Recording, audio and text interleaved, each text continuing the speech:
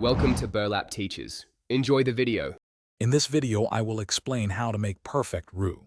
A roux is a fundamental thickening agent in cooking, created by cooking equal parts fat and flour together.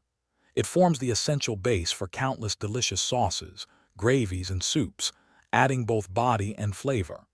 Understanding this simple two-ingredient mixture is your first step to mastering many classic dishes. We will cover everything you need to know to achieve a smooth, lump-free roux every time. Selecting the right ingredients and tools is crucial for a successful roux. For fat, unsalted butter offers rich flavor, while vegetable oil or bacon fat are excellent for darker roux. All-purpose flour is typically the best choice due to its consistent performance. Equip yourself with a heavy-bottomed pan to ensure even heat distribution, and a sturdy whisk to prevent lumps and ensure constant stirring. These choices lay the groundwork for your perfect roux. The cooking process transforms your roux through distinct stages and colors. Begin by melting your fat over medium-low heat, then slowly whisk in the flour until smooth. A white or blonde roux cooked for only a few minutes is perfect for creamy sauces.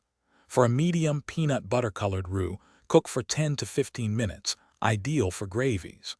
A dark, chocolate-colored roux cooked for 20 to 30 minutes provides a deep, nutty flavor for gumbos.